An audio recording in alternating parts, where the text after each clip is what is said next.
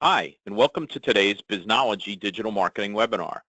I'm Mike Moran, founder of Biznology and a senior strategist at Conversion, a leading social consultancy. I'm the co-author of Search Engine Marketing, Inc. and the sole author of Do It Wrong Quickly. My new book, Outside In Marketing with James Mathewson, is available for pre-sale now. I'm a veteran of IBM, managing groups at IBM.com for 8 years, and retiring from IBM in 2008 as a distinguished engineer. Today you'll be hearing from Chris Abraham, who'll present Do It Yourself Influencer Marketing. But before we can start, we need to recognize our sponsors. Barn Raisers, a full-service digital and social media solutions company that builds brands using proven relationship principles and ROI. Gagalamp empowers companies to amplify their social media content by leveraging employees, partners, and resellers. Try Gagalamp for free today. Gerris Corp, a full-service digital strategy firm that reaches deeper into the conversation than any other agency anywhere. Solo Segment, your one-stop shop for targeted B2B content marketing techniques, including website search and website personalization. As we wait for more attendees to join, let me review the format of our webinar. Our Biznology webinars last just 30 minutes. You can easily fit them into your busy schedule. We record each webinar and we'll email you that link later this week. During our speaker's presentation, you can use GoToWebinar to ask a question. That orange arrow opens and closes your controls. If you have a question, simply type it into the box labeled Questions at any time during the event and press the Send button. I will select a few questions at the end of our webinar and pose them to Chris. While we're waiting for our last few attendees to join, I'd like to remind you that the Biznology monthly newsletter and daily articles are available for free at biznology.com. So if you're not already a subscriber, we hope you'll sign up now. Thanks again to all of you for spending 30 minutes with us. We know how valuable your time is, so let's introduce today's speaker. Chris Abraham is one of our Biznology authors and a digital strategist and technologist. He's a leading expert in search engine optimization, online relationship management, internet privacy, and online public relations with a focus on blogger outreach, blogger engagement, and internet crisis response. Chris is founder and principal consultant of Gerris Corp, an agency devoted to online brand promotion and protection through influencer outreach and engagement. So if you've ever struggled with getting your social media campaigns noticed, this is the webinar for you. Chris, take it away. Thank you very much, everyone. I'm happy to be here. I usually do blogger outreach webinars, but I wanted to back it off a little bit into influencer marketing. Influencer marketing basically brings marketing online away from platforms and makes it more agnostic. In general, influencer marketing focuses on specific key individuals or specific types of individuals. In this case, individuals generally have access to a conversational platform, whatever that platform is. Anyone who has a platform I consider to be an influencer if they have a certain level of sway in that space. While my focus is blogger outreach, because I realize that bloggers in many cases have platforms all over the place. They tend to cross-promote their blogs on social media endlessly. There's also an amazing group of influencers on YouTube. There's message boarders, there's influencers on MailChimp, there's people who own lists. It's just incredible. I mean, one of the most amazing ones that I'm jealous of and that I'm a big consumer of is YouTubers. Any and all of these, even, as you know, on Vine and Periscope, they've become huge influencers in that space, to the point where they've become internet sensations / celebrities. And it's really important now to go ahead and engage online influencers with influencer marketing, because within the last 6 months to a year, Google has finally started enforcing a lot of its requirements, and proof of life is one of the most important ones, which is to say, if you don't have an engaged community around your brand, you might, in fact, have a brand that's just on autopilot, a zombie or a robot. Influencer marketing is not marketing. It's really PR and relationship. It's more salesmanship or account management. where you have to kind of create a persistent relationship with someone and not just pushing copy to someone and expecting them to follow through. They're not your employees. I get friends all the time who ask me, can I send a message to my bloggers? Each and every time I reach out to them on behalf of my clients, they might be part of an entirely different vertical or entirely different segment. And so, I don't always know these people. I'm not a commander of armies. Influencers are not reporters. They're not waiting for you to assign them a story. And they don't follow your requirements, and they don't give you back your copy to edit. And they're not fire and forget. First of all, it's hard to get into their space and get their attention. It's important to reach out to them a few times. But after that, it's important to maintain the relationship, and it's important if they promise something to you to follow up almost to the point of annoyance. But it's not that they're ignoring you, while they might be, but it's just the assumption that everybody has a lot going on. If you ask Mike Moran how easy it is to get me to do something, he'll say, well, I guess Chris is a blogger first and foremost, but you gotta squeak a few times to get me to do something as well. The same thing holds true for the blogosphere. We're all busy, and most bloggers aren't doing it as their first job. Like I said before, influencer marketing is platform agnostic. I come back in 2002 when I started with New Media Strategies, and we did cyber striking on message boards and forums, and we reached out to message board owners, and we didn't even think about reaching out to bloggers or anybody like that. We certainly didn't think about reaching out to Friendster and MySpace, but now it's evolving. There's still bloggers. It seems to be a resurgence for blogging. Blogging's become sexy again. Shorter form pieces have grown into larger form pieces, but you can't. It's a continuum.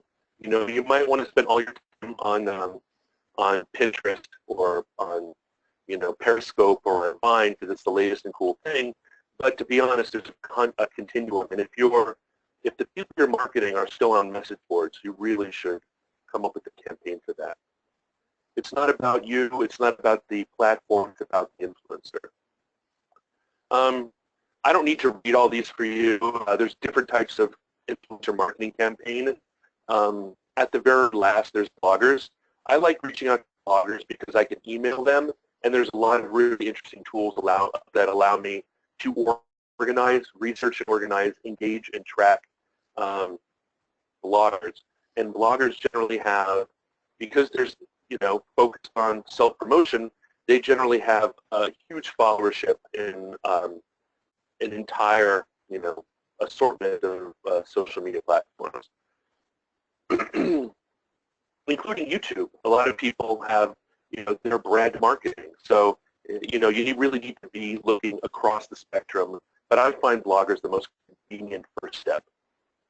When I reach out to bloggers, if I don't have their email address, I will expand to engage them on other platforms. So how do you find them? I hate to say it, I'm going to go through some other tools, but I hate to say it, Google is your friend.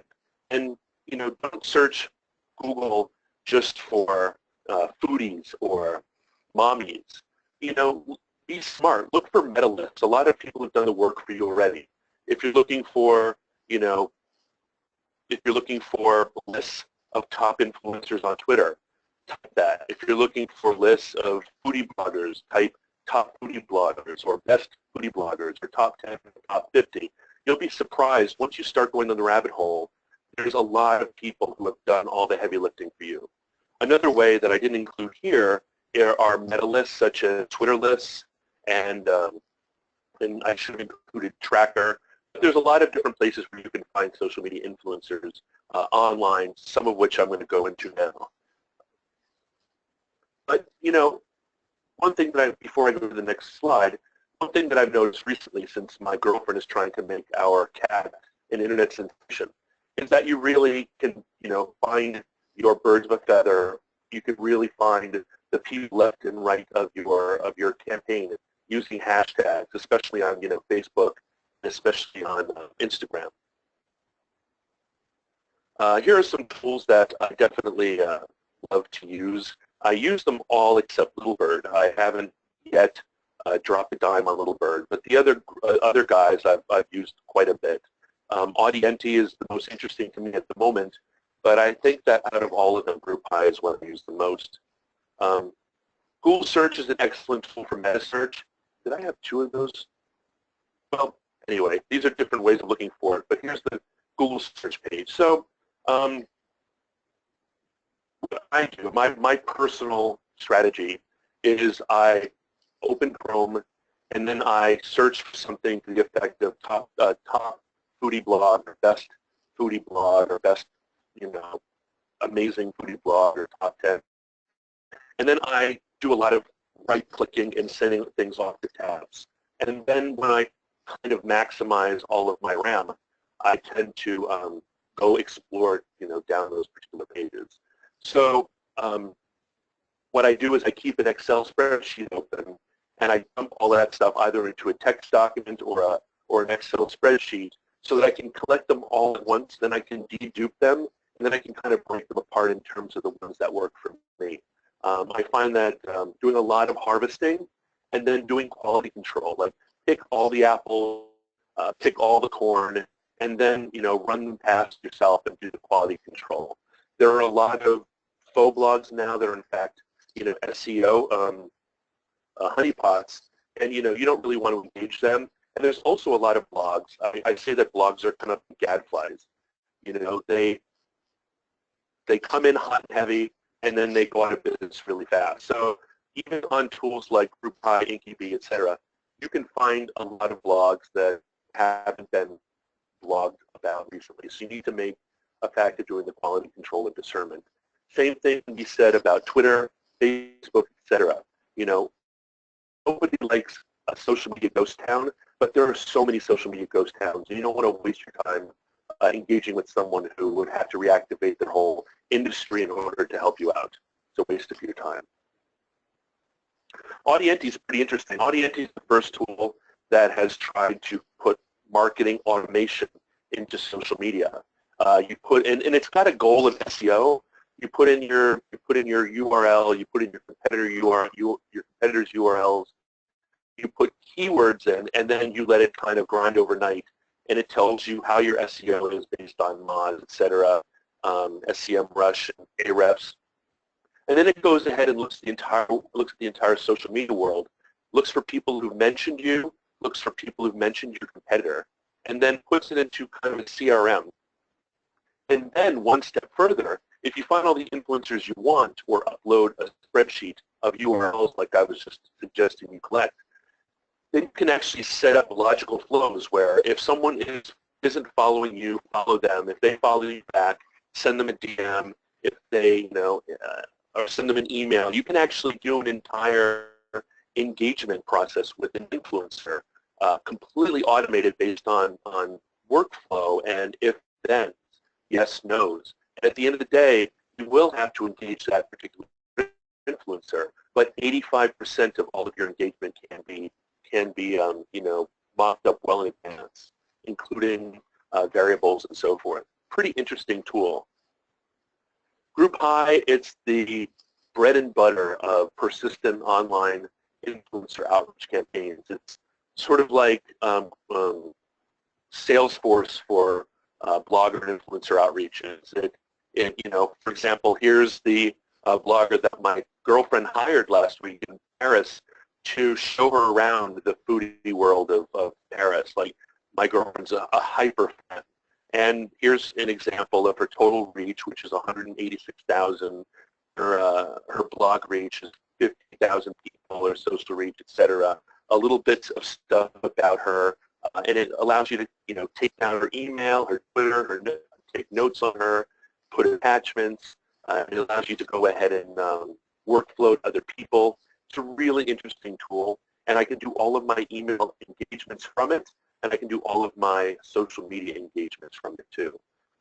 And then over time, I go in generally and fire and forget. Like, I work for other clients, and so if they're, doing something about a dating site, I'm not dating, but I get in there and I reach out to dating bloggers.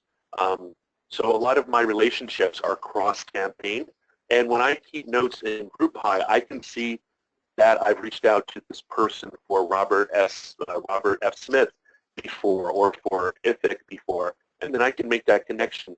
Hey, you might know me from, from the IFIC campaign persons that I reached out to 4 or 3 months ago. I really love it for its continuity. InkyBee I use, it's growing. It's a UK-based company. It is a great place to kind of figure out who's in your space. It does persistent searches so that you can go ahead and put a keyword in there and let it grind, and it'll keep on looking for people based on, how much readership there is, whether it's it's been updated in the last 3 months, etc. And it allows you to import and export at will, and it also has some note-taking and tracking services. But when I finish a campaign and I get everybody who's done social media mentions for me, I go in there and I upload all the URLs and I find out exactly the impact for reporting time. SM2 is more of a listening tool. It allows you to kind of figure out what people are saying about you online. But what I do in advance of writing proposals or reaching out to influencers, I'll do a kind of a 6-month to 2-year recon on them and then find out all the social media mentions surrounding them. When it comes to blogger outreach, I like it because it really allows me to find people that aren't already being harnessed by InkyBee, Little Bird, and all the other scrapers. It allows me to find people who aren't bloggers, but generalist blogs that talk about something that I'm interested in engaging with them about. So it's a lot of stuff to go through, but I find some very valuable diamonds in the rough there. It's really important, no matter what, you need to pursue the people behind their tech and rep. You need to kind of spend meaningful time together. If you are working for Edelman or whatever, and you're on a Ducati campaign, and you think that motorcycles are donor cycles, you really shouldn't be on that campaign. If you're doing persistent outreach work, you should be a superfan. You should at least emulate a superfan. And if you're not, you need to really work on your own celebrity. Because what I do, my secret is that when I reach out to people, I say that I'm a fellow blogger, with so-and-so blog. If the business blog is Biznology, if I'm trying to reach out to someone athletic, it's my new blog called Runner, which is very new and limited. But if it's Twitter, I talk about my 50.8 thousand Twitter followers and how I can help them share their stuff and how we can scratch backs. But you really need to go ahead and get further than just collecting people. It's so essential. My Cloud 79, so I really go in saying, I'm one of you. You need to build that. If you're not a superfan, superfans are great. But even if you are a superfan, you need to go ahead and make sure that person knows about you and recognizes your name and face before you ask them favors. Otherwise, they're going to lead everything with the price tag.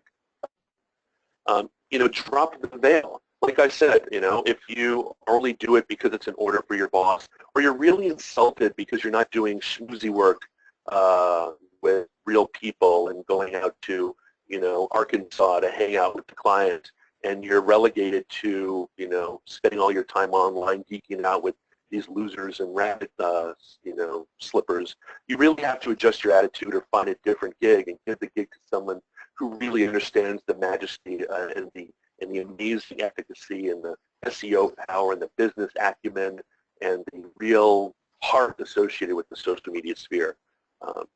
You need to love it. If you can't, it will come across badly, and people will say, you need to pay me or fuck off.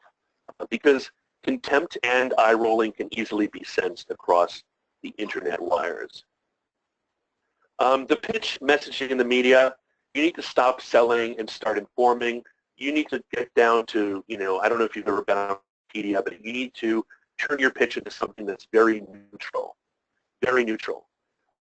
Don't pitch like a used car salesman. You don't need to sell anybody. You're reaching out to a blogger so that they share it, or an influencer so that they share it with their followers, right? Pinterest influencer wants to share things to their board. They don't want to be sold things directly. This is sort of a resell pitch. You know, get people on board with Avon instead of getting people on board with buying Avon.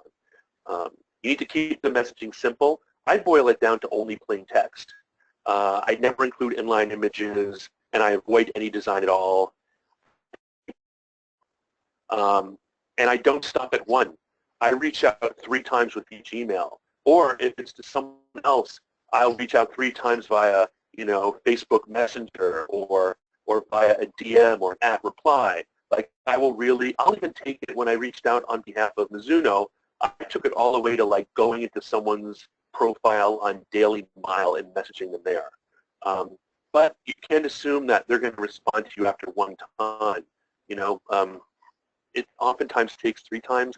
I know that in historical Judaism, they make you knock on the door 3 times before they admit you into conversion.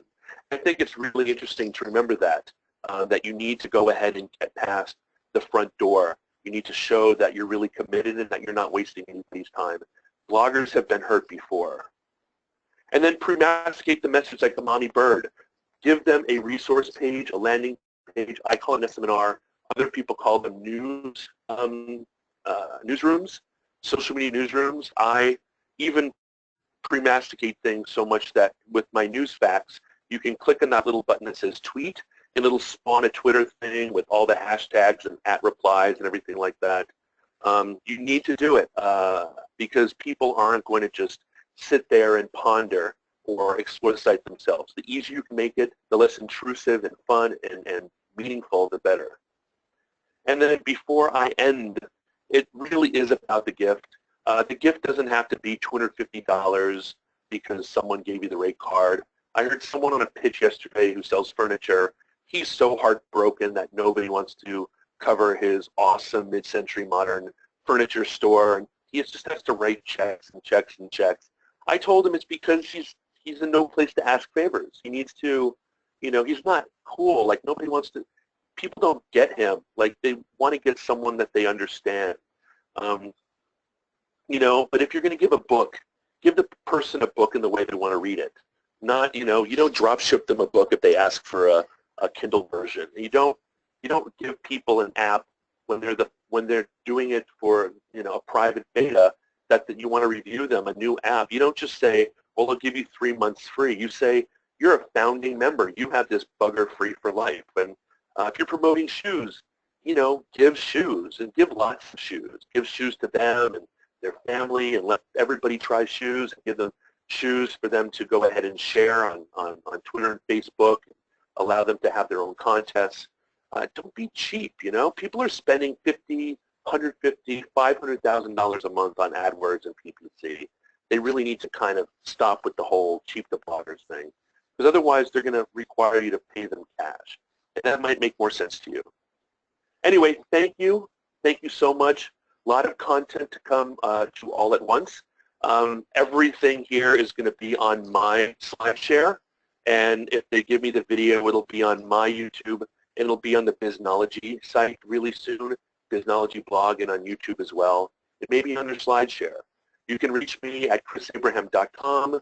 You can reach me at Gerris Corp or Twitter or Facebook or even Google+, although I might not see you, or see me ride motorcycles on YouTube, and visit my new attempt to get healthy after finding myself at 313 pounds. Anyway, on to you, and thank you very much, Mike. Thank you, Chris. I'm sure our attendees have a much stronger idea of how to reach out to social media influencers, but you didn't answer every question. I've got several good questions from our audience teed up for you. And I'd like to remind our audience it's not too late to ask your own question by typing it into the questions box in your GoToWebinar controls. Before we get to the questions, I'd like to tell you about my new website search online course sponsored by Solo Segment. How do you make sure your visitors can find the information they need? How do you keep your content relevant to searchers? You aren't an IT person and you don't need to be.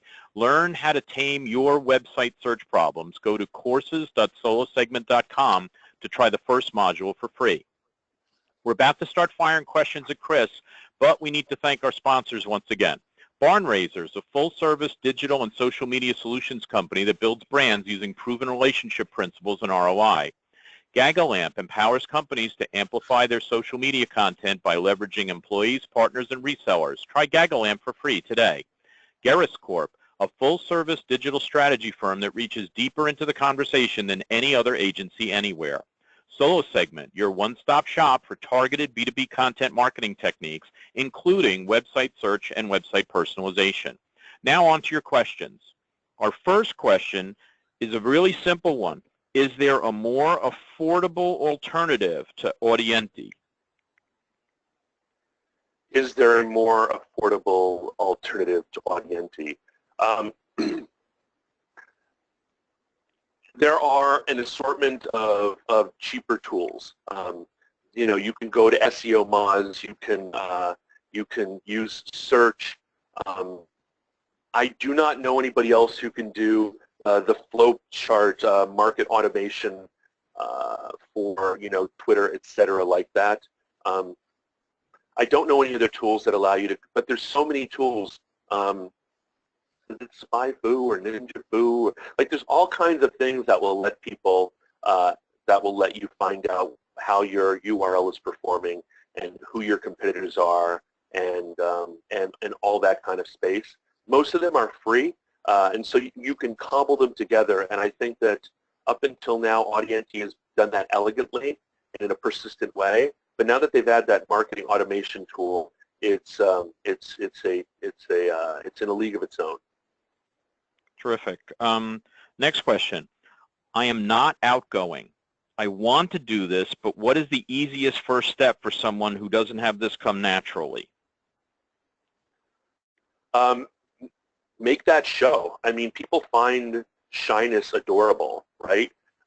People find it, someone like me who can just go onto a bus and start a sing-along, you know, that's too easy. When you go ahead and scrounge up your courage and, you know, walk up to someone and give them a daisy and say, hello, will you go to prom with me? That's one of the most endearing things in the entire world. So be honest. Say, I'm not generally comfortable with this, but I really have been, you know, I really am trying to grow my. Bloggers do that to each other all the time. They awkwardly say, I love your blog, and, you know, would you look at my blog? I'd really like to share it with you. So if you're awkward, lead with that, because there's a lot of arrogance in our space, a lot of douches in our space, and someone who's trying really hard to engage, even against their nature, is actually charmingly refreshing. Terrific, terrific. Next question. If I have a budget and I don't need to do everything myself, should I hire someone to do this, or is it really better to do it yourself? Well, I do that professionally as a third party, and the thing that I need my client to do is not exclude me. They need to, you know, make me a redheaded stepchild or a special ops. I need to be integrated into the messaging of the company, and I need to be able to extract from you that corporate historical tone and energy. And even if you do hire someone to do it for you, I would really insist on making sure that you have editorial control of landing pages, of email messages, of tweets, and that you do a lot of message modeling, because it'll help you. It'll help you in two ways. It'll train the person you're working with to better be able to speak on your behalf, so it's not always that case. But on the other hand, if you start building your brand, if you go to Biznology today to the blog, I wrote an article all about Ask a Blogger Out to Lunch, and I talk about how there's 3 things you need to really kind of seduce a blogger into doing something for you for free. The first one is to be somebody. If you're already an internet celebrity and have a brand, if you're a fellow blogger, or if you're a cool kid, someone will do it because they can see a parody where you can help them down the road, and this immediate friendship would work. The second thing is, you know, you have a really amazing gift, and there's no doubt about it. You come with a sexy brand. You're really, you know, and then you target them really well. And the third thing is that you are actually a super fan. You know, enough of a fan to want to go ahead and, like my girlfriend just did, like hire someone in Paris to show you around. I mean, they're going to be besties for life. And so today I suggest that you take a little bit of your budget and you get to know some of the people in your space by hand, and then spend a little bit of time doing a pilot on your own. And that'll also help you, excuse my French, BS check anybody you hire in the future to make sure that they're doing well on your behalf and not just, phoning it home. But it is persistent. It does take time. And if you do hire anyone, try to hire someone who's wiggly about, even if it's a company, try to make sure that they have someone who's really wiggly about your particular vertical, because, I don't know anything about yarning. So if someone hires me to do a blogger outreach for yarning, it's not even called yarning, is it? It's called knitting. I'm going to have to find someone. I'm going to have to hire someone to help me, do the matching for that, because I can't pretend to be that into knitting.